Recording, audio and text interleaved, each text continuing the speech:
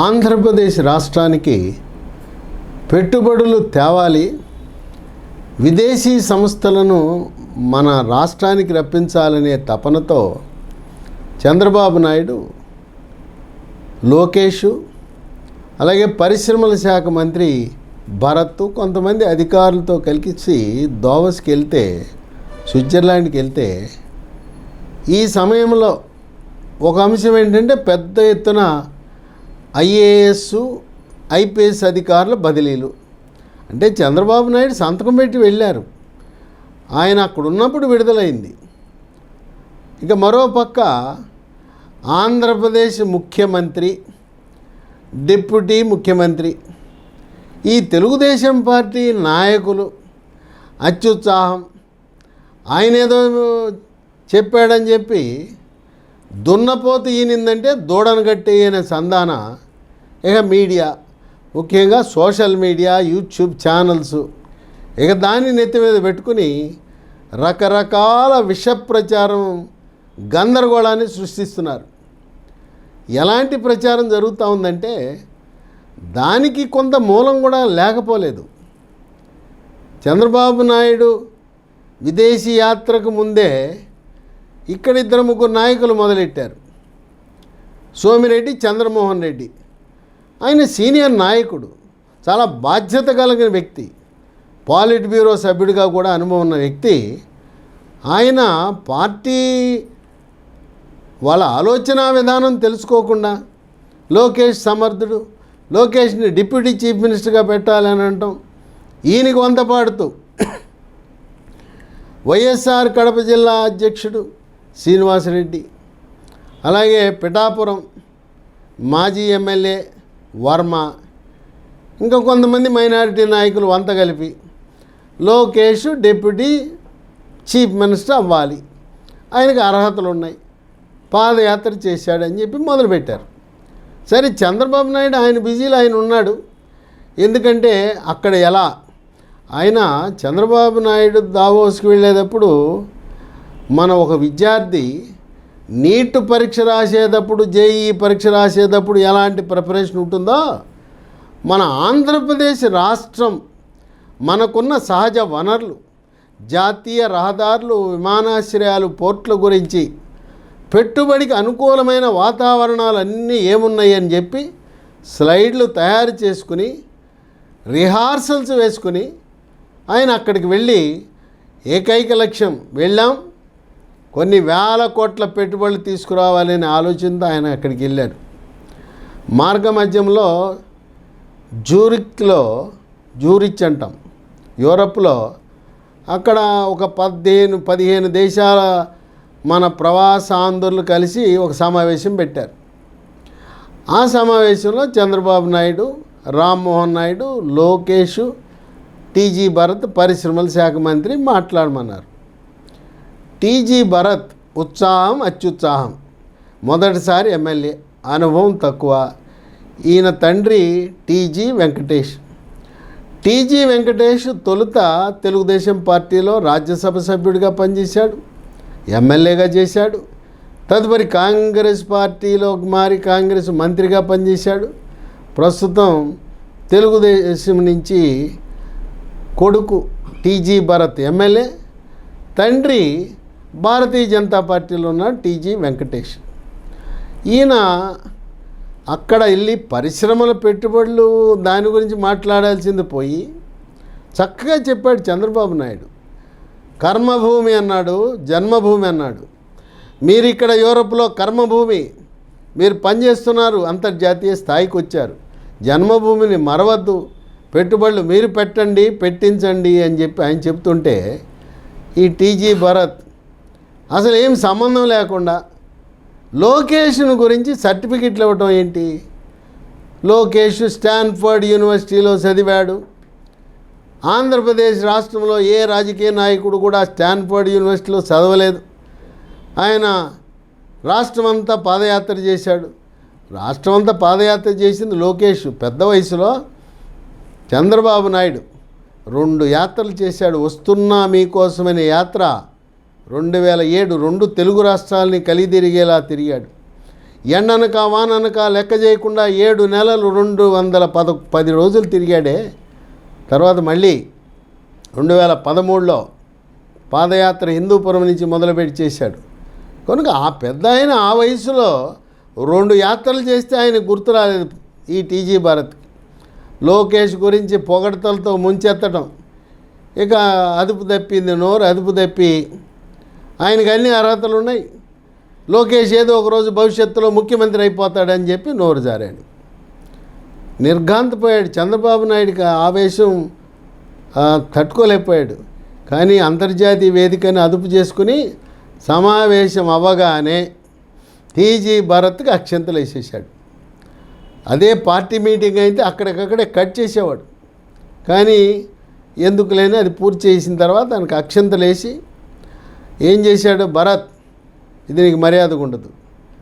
నిన్ను పెట్టుబడుల గురించి మాట్లాడమంటే పరిశ్రమల శాఖ మంత్రిగా వాణిజ్య శాఖ మంత్రిగా వచ్చి వాళ్ళని ఆకర్షించాల్సింది పోయి అనవసరమైన విషయాలను ఎందుకు ప్రస్తావిస్తున్నావు అని చెప్పి బాగానే క్లాసు పీకాడు.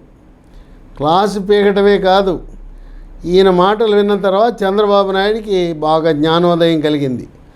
అక్కడ సోమిరెడ్డి, చంద్రమోహన్ రెడ్డి, శ్రీనివాసరెడ్డి, ఈ వర్మ వీళ్ళంతా కెలుకుతున్నారు అని చెప్పి ఆయన రాష్ట్ర పార్టీ నాయకత్వానికి రాష్ట్ర పార్టీ అధ్యక్షుడు పల్లా శ్రీనివాసరావు ఫోన్ చేశాడు. శ్రీనివాసరావు, ఎవ్వరూ కూడా ఈ డిప్యూటీ చీఫ్ మినిస్టర్ గురించి ఎవ్వరు మాట్లాడటానికి వీల్లేదు. ఎవరైనా లక్ష్మణ రేఖ దాటారా వేటు తప్పదో. ఎవరైనా ఈ పార్టీలో ఉండదలుచుకుంటే నేను చెప్పింది వినాలి. మీ ఇష్టమైన పనులు చేశారంటే అవుట్. నేనేం లెక్క చేయను. ఎంతటివాడైనా ఎవడైనా ఏ కులమైనా ఏ వయసు అయినా నేను లెక్క చేయనని చెప్పి వార్నింగ్ ఇచ్చి అందరికీ ఎవరైతే మాట్లాడారో వాళ్ళకి సమాచారమే కాదు, పార్టీ క్యాడర్కి మొత్తం కూడా వాళ్ళు చెప్పడం జరిగింది.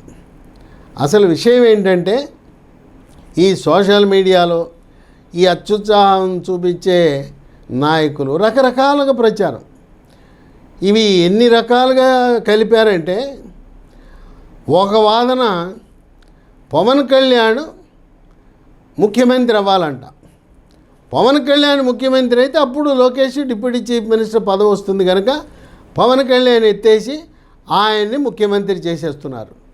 ఇక చంద్రబాబు నాయుడిని వీళ్ళే, ఈ సోషల్ మీడియా వాళ్ళు వీళ్ళే అక్కడంట కేంద్ర మంత్రికి వెళ్తాడంట, లేదా డిప్యూటీ చీఫ్ మినిస్టర్కి వెళ్తాడంట.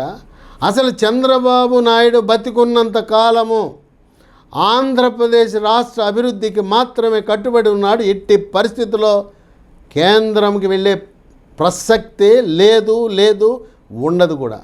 ఆనాడు ఒక అవకాశం వచ్చింది ఆయనకి. వచ్చినప్పుడు చంద్రబాబు నాయుడును ప్రధానమంత్రిగా ఉండమని అడిగారు. నాకు వద్దు అన్నాడు. వేరే వాళ్ళని ప్రధానమంత్రిగా పెట్టాడు. ఇప్పుడు దేవేగౌడ కర్ణాటక రాష్ట్రం నుంచి ప్రధానమంత్రి ఎందుకు అయ్యాడు? నాకు వద్దని చంద్రబాబు నాయుడు, నేను వద్దు, నా రాష్ట్ర అభివృద్ధికి కంకణబద్ధుడై ఉన్నాను, తెలుగు రాష్ట్రాల అభివృద్ధికి కంకణబద్ధుడై ఉన్నానని చెప్పబట్టి దేవేగౌడకు అవకాశం ఇచ్చారు. కనుక చంద్రబాబు నాయుడు బతికున్నంత కాలము ఆంధ్రప్రదేశ్ రాష్ట్ర ముఖ్యమంత్రిగానే ఉంటాడు. ఆయన పదవిని వదలడు. అంతేకాదు రాష్ట్ర అధ్యక్ష పదవిని కూడా ఆయన వదలడు. ఎందుకంటే చంద్రబాబు నాయుడికి అర్థమైంది, ఈ భారతదేశంలో చాలామంది సన్ స్ట్రోక్ తగిలి దెబ్బతినిపోయింది, పార్టీ పతనం అయిపోయింది. సన్ స్ట్రోక్ అనగా ఎండ కాదనమా, SON సన్ను, కొడుకు దెబ్బకి కుదేలిపోయిన ఈ పార్టీలు, మరీ ముఖ్యంగా ప్రాంతీయ పార్టీలు ఆ కుటుంబ పాలన వల్ల కుమారులు రంగప్రవేశం చేసి పార్టీ అడ్రస్ లేకుండా పోయిన సంఘటనలు ఉన్నాయి. కనుక చంద్రబాబు నాయుడు ఒక సీనియర్ పొలిటీషియన్గా విజ్ఞతతో ఎప్పుడూ కూడా అలాంటి పనులు చేయబోడు. చంద్రబాబు నాయుడు ఆ పదవిని వదిలిపెట్టే ప్రసక్తే లేదు. 6 ఆయన దేహంలో శ్వాస ఉన్నంత కాలం ఆంధ్రప్రదేశ్ రాష్ట్రానికి ముఖ్యమంత్రిగా ఉంటాడు. ఇప్పుడున్న ప్రభుత్వం ఇది 5 ఏళ్ల ప్రభుత్వం కాదు, 10 సంవత్సరాల ప్రభుత్వం. ఇక తర్వాత ఈయనేమో ఈ పవన్ కళ్యాణ్ ముఖ్యమంత్రి చేశారు. ఇంకొక వాదనలో Pawan Kalyan deputy chief minister, Lokesh కూడా రెండవ డిప్యూటీ చీఫ్ మినిస్టర్. ఇంతకుముందు జగనన్న 5 డిప్యూటీ చీఫ్ మినిస్టర్లు ఇచ్చాం. తెలుగుదేశం పార్టీ కూడా 2014లో మేనిఫెస్టోలో ప్రకటించి 1 బీసీలకు 1 కాపులు 2 డిప్యూటీ చీఫ్ మినిస్టర్లు ఇచ్చాం కనుక ఇప్పుడు రెండవ డిప్యూటీ చీఫ్ మినిస్టరు కాపు కోటా కింద పవన్ కళ్యాణ్కి ఇస్తే అది మరి బీసీలకు ఇవ్వాలి కానీ అగ్రవర్ణాలకు ఇవ్వకూడదు కదా. అయినా కలిపేసి పవన్ కళ్యాణ్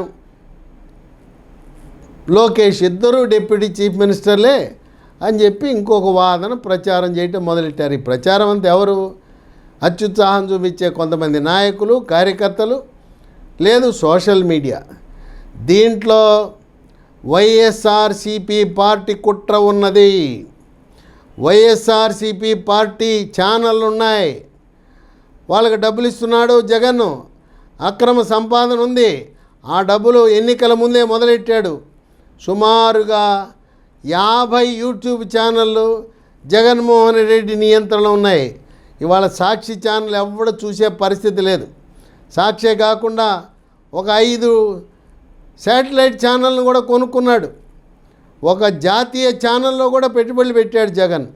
ఇక ఎవడు చూడటం లేదని చెప్పి సోషల్ మీడియాల ద్వారా ఈ 3 పార్టీల మధ్య తగాదా పెట్టాలి, అభిప్రాయ భేదాలు కల్పించాలని చెప్పి ఇది వైఎస్ఆర్సీపీ పార్టీ కుట్ర.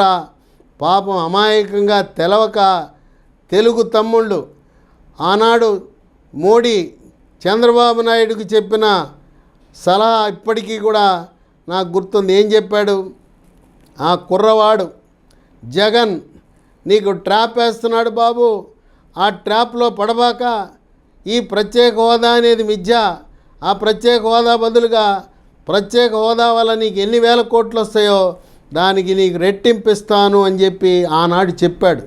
ఇవాళ అసలు ఏ రాజధానికైనా ఇన్ని వేల కోట్లు ఎక్కడైనా ఇచ్చిన చరిత్ర భారతదేశంలో ఉందా? ఏకదమ్ 31,000 కోట్లు పోలవరానికి కావలసిన నిధులన్నీ ఇస్తానన్నాడు. మొన్న అమిత్ షా విజయవాడ వచ్చినప్పుడు గన్నవరంలో national institute of disaster management ప్రారంభంలో బహిరంగ ప్రకటన ఇచ్చేశాడు. ఏ రాష్ట్రానికి ఇవ్వని విధంగా 3 లక్షల కోట్ల రూపాయలు ఇచ్చింది ఏకైక రాష్ట్రం ఆంధ్రప్రదేశ్ రాష్ట్రం. కనుక ఆ రోజు ట్రాప్లో పడ్డాడు. ఎంత వారించిన ఆనాడు బీజేపీ చంద్రబాబు నాయుడుని వదల్లా. చంద్రబాబు నాయుడే బీజేపీని వదిలాడు. దానివల్ల నష్టపోయింది ఎవరు? తెలుగుదేశం పార్టీ నష్టపోయింది, కార్యకర్తలు నష్టపోయారు. ఆంధ్రప్రదేశ్ రాష్ట్రం అధోగతి పాలైంది. ఆనాడు కూడా లోకేష్ తెలుసో తెలవకో కొన్ని విమర్శలు పవన్ కళ్యాణ్ పవర్ స్టాండ్ మీద చేయటం కూడా శోచనీయం. ఆ రోజు 2018లో చంద్రబాబు నాయుడు సంయమనం పాటించి తెలుగుదేశం పార్టీ, జనసేన, భారతీయ జనతా పార్టీ కలిసి పోటీ చేసినట్లయితే 2019లో ఎట్టి పరిస్థితుల్లో జగన్మోహన్ రెడ్డి అనేవాడు ముఖ్యమంత్రి అయ్యేవాడు కాదు. కనుక ఒకసారి అనుభవం వచ్చింది, ఒకసారి వాతలు పడ్డాయి, మళ్ళీ ఎటువంటి తప్పు జరగదు.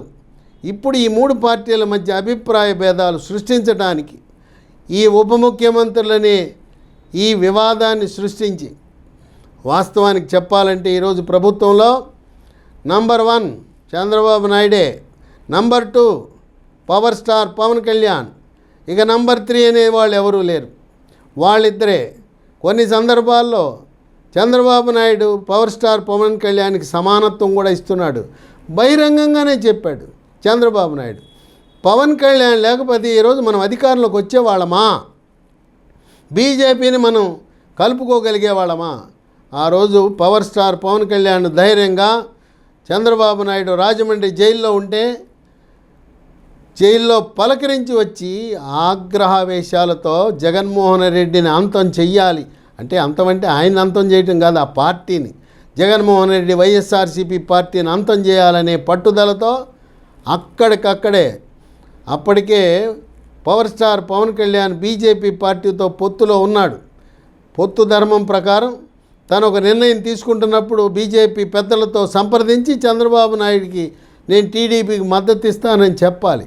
కానీ ఆగల, బయటకు వచ్చాడు బహిరంగంగా జనసేన పార్టీ టీడీపీకి మద్దతు ఇస్తుందని ధైర్యంగా చెప్పాడు. పొత్తు పార్టీ వాళ్ళు ఏదైనా కానీ వదిలేస్తారు, బీజేపీ వాళ్ళని లెక్క చేయకుండా చంద్రబాబు నాయుడు ఆ పరిస్థితిని చూసి మద్దతు ఇచ్చాడు. ఇక తెలుగుదేశం పార్టీ మాజీ మంత్రుల సంగతి కూడా ఇక్కడ ప్రస్తావించవలసిన అవసరం ఉంది. అన్నీ అనుభవించారు. జగన్మోహన్ రెడ్డి వాళ్ళ వ్యాపారాలకి పరిశ్రమలకి దెబ్బ తగులుతుందని చెప్పి మాజీ మంత్రులు సీనియర్ తెలుగుదేశం పార్టీ నాయకులు కొంతమంది బెంగళూరు వెళ్ళిపోయారు, కొంతమంది మద్రాసు వెళ్ళిపోయారు, కొంతమంది హైదరాబాద్ వెళ్ళిపోయారు, ఇంకా కొంతమంది వ్యాఖ్యానాలు చేశారు. అన్న ఈ పార్టీ ఇంకా మళ్ళీ బట్టగట్టదు, ఇది గెలిచే పార్టీ కాదు, మేము తట్టుకోలేం, మా వ్యాపారాలు దెబ్బతింటాయి, మా కాంట్రాక్టులు దెబ్బతింటాయని కొంతమంది తెలుగుదేశం నాయకులు వైఎస్ఆర్సీపీ పార్టీ నాయకులతో చట్టా పట్టాలు వేసుకున్నారు. అటువంటి సమయంలో అండగా నిలిచిన వ్యక్తి పవర్ స్టార్ పవన్ కళ్యాణ్. అందువల్ల ఈ అభిప్రాయ భేదాలు సృష్టించడానికి కావలసిన ఈ అపరిపక్వ అనుభవరాహిత్యం ఉన్న తెలుగుదేశం కొద్దిమంది నాయకుల యొక్క మాటలను సోషల్ మీడియా వక్రీకరించి ఇదంతా కూడా టీ కప్పులో తుఫాను మాత్రమే. పెద్ద ఆయన చంద్రబాబు నాయుడు ఆయనకున్న 40 సంవత్సరాల విశేష రాజకీయ చరిత్రలో ఎలా అడుగులు వేయాలో తెలుసు. అందువల్ల లోకేష్ని ఆయన దగ్గర కొంతమంది భజన పరులు ఉన్నారు, ఆయన్ని ములగ చెట్టు ఎక్కించాలని ప్రయత్నం చేస్తున్నారు. అది లోకేష్ కూడా గమనించాడు. నన్ను ములగ చెట్టు ఎక్కిస్తున్నారు, వీళ్ళు భజన చేస్తున్నారు, నువ్వు ఇంద్రుడు చంద్రుడని పొగుడుతున్నారు, వాళ్ళు వచ్చేది పనుల కోసం వస్తున్నారు. అందువల్ల లోకేష్ కూడా ఒకటే చెప్పాడు, పవర్ స్టార్ పవన్ కళ్యాణ్ నాకు అన్న లాంటివాడు, ఆయన తరువాతనే నేను, ఆయనతో సమానంగా కాదు అని కూడా ఆయన స్పష్టత ఇవ్వటం జరిగింది. పవర్ స్టార్ పవన్ కళ్యాణ్ చాలా విజ్ఞతతో ప్రవర్తించాడు. ఎన్నికల ముందు 2023లో ఆ జనసేన పార్టీలో ఉండే కొంతమంది నాయకులు పెద్దలు హరిరామ జోగయ్య లాంటి వాళ్ళే, ఏంట్రా మన పార్టీకి 20 ఏంటి 25 సీట్లు ఏంటి, మనకు 70 సీట్లు కావాలా 80 సీట్లు కావాలని కోరికలు పెట్టారు. ఇది ఎవరు అడగమని చెప్పింది? ఎవరు? జగన్మోహన్ రెడ్డి. 70-80 సీట్లు అడిగితే అది కుదరదు, పొత్తు కుదరపోతే మళ్ళీ గెలవచ్చు అనే వ్యూహంతో విజ్ఞతతో ఆయన ఒకటే మాట చెప్పాడు జన సైనికులకు వీర మహిళలకి, మీరందరూ నేను భీమవరంలో పోటీ చేస్తే గాజువాకలో పోటీ చేస్తే నన్ను ఓడగొట్టారు, కనీసం నన్ను ఎమ్మెల్యేగా కూడా గెలిపించలా. ఈరోజు ఏమీ లేకుండా 0తో మొదలై ఓడి గెలిచాడు, ఆడు వెళ్ళిపోయాడు. మరి అటువంటి పరిస్థితుల్లో 0తో మొదలై ఏకంగా 70-80 అడగటం ఎంతవరకు సమంజసం? కేవలం మనం 20-25 మన శక్తి 25 అంతకు దాటి వద్దు. నేను చంద్రబాబు నాయుడు దగ్గర రాజకీయాలు నేర్చుకుంటాను, పరిపాలన నేర్చుకుంటానని చెప్పి చాలా స్పష్టంగా చంద్రబాబు నాయుడు తర్వాతే నేను, ఆయన నాకు రాజకీయ గురువు, ప్రభుత్వంలో కూడా ఆయన మాట ఫైనల్. ఆయన ముఖ్యమంత్రిగా ఉన్నంత వరకు నేను ఆ పదమే ఉచ్చరించే హక్కు లేదు, నేను నంబర్ 2గానే ఉంటాను, డిప్యూటీ చీఫ్ మినిస్టర్గానే ఉంటాననే విషయం చాలా స్పష్టంగా ఆనాటి నుంచి కూడా ఈనాటి వరకు కూడా చెప్పుకుంటూ వచ్చాడు. ఇక అప్పుడు వీళ్ళ పరిస్థితి చూస్తే 3 పార్టీలు కలిసి ఉంటే 10 సంవత్సరాల ప్రభుత్వం, విడిపోతే కలిసి ఉంటే కలదు సుఖం, విడిపోతే తప్పదు దుఃఖం. ఈ తెలుగుదేశం పార్టీ, జనసేన, బీజేపీ చాలా 3 కలిసి ఉండవలసిన చారిత్రాత్మకమైన అవసరం ఉంది.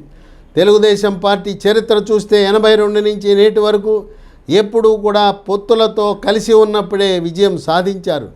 ఒంటరి పోరాటం చేసినప్పుడల్లా ఓటమి తప్పలేదు.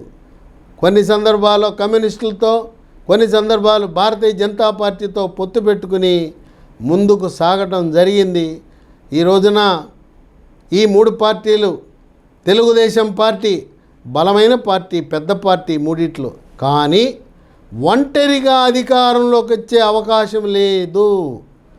జనసేన అవసరము.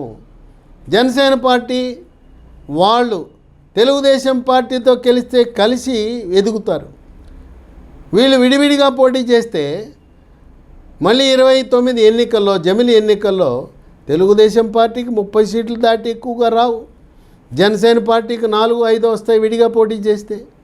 ఈ రోజున ప్రజాస్వామ్యబద్ధంగా ఎన్నికలు జరిగినాయంటే ఐఏఎస్ అధికారులను, పోలీస్ అధికారులను బదిలీ చేసి ఎన్నికల కమిషన్ నిష్పక్షపాతంగా ఎన్నికలు జరపబట్టే ఈరోజు ఈ కూటమి ప్రభుత్వం ఏర్పడింది. అందువల్ల భారతీయ జనతా పార్టీకి ఓట్లు తక్కువ ఉన్నా, సీట్లు ఎక్కువ అడిగినా వాళ్ళ అవసరం చాలా ఉంది. కేంద్ర ఎన్నికల కమిషను, రాష్ట్ర ఎన్నికల కమిషను వాళ్ళ చేతిలో ఉంటుంది కనుక. లేదా ఏమయ్యేదో తెలుసా? జగన్మోహన్ రెడ్డి ఏ విధంగా గ్రామ పంచాయతీలు, ఎంపీటీసీలు, జెడ్పీటీసీలు, కౌన్సిలర్లు, కార్పొరేటర్లు అక్రమంగా, అరాచకంగా నామినేషన్ పత్రాలు కూడా చింపేసి హింస సృష్టించి గెలిచాడు. అదేవిధంగా గెలవాలనే వ్యూహంతో ఉన్నాడు. కనుక 3 పార్టీలు కలిసి ఉండాలి. కొంతమంది నారద పాత్ర పోషించి తంపులు పెట్టాలనే ప్రయత్నాలు చేస్తారు. ఆ ప్రయత్నాలకు ఎవ్వరూ కూడా లొంగేది లేదు. 3 పార్టీలు కూడా దృఢ సంకల్పంతో ఉన్నాయి. తెలుగుదేశానికి చంద్రబాబు నాయుడు, జనసేనకి పవర్ స్టార్ పవన్ కళ్యాణ్, బీజేపీకి మోదీ, అమిత్ షా, జేపీ నడ్డా. ఇక్కడ 2014 నుంచి 19 వరకు ఒక బీజేపీ నాయకుడికి శాసనమండలి సభ్యత్వం ఇస్తే ఆయన రోజు తెలుగుదేశం పార్టీని, చంద్రబాబు నాయుడిని వ్యక్తిగత విమర్శలు చేయడం ప్రారంభించాడు. ఆ విధంగా ఈరోజు ఎవరైనా బీజేపీ వాళ్ళు తెలుగుదేశం పార్టీని కానీ జనసేనను కానీ విమర్శిస్తే భారతీయ జనతా పార్టీ వాళ్ళని పార్టీ నుంచి బయటకు పంపడానికి రంగం సిద్ధం చేసుకుంది. 3 పార్టీలు ఒకటే చెప్తున్నారు.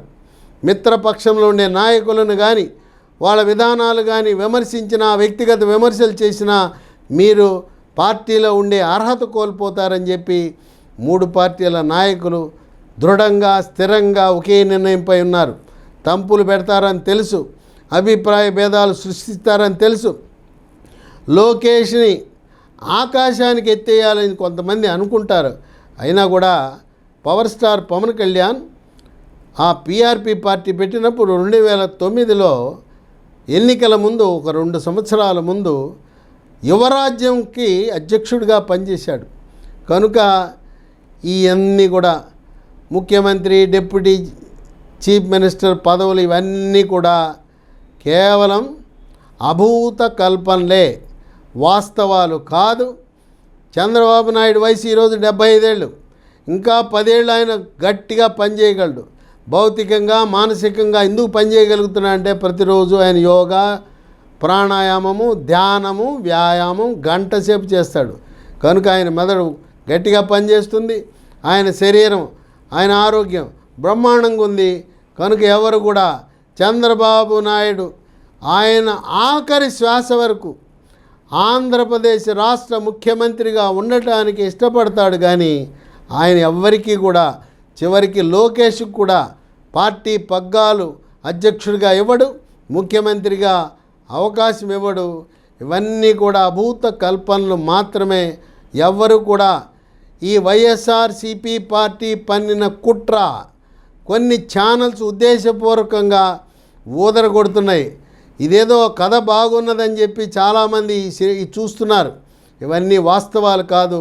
నేను చెప్పినవన్నీ కూడా అక్షర సత్యాలని గమనించండి.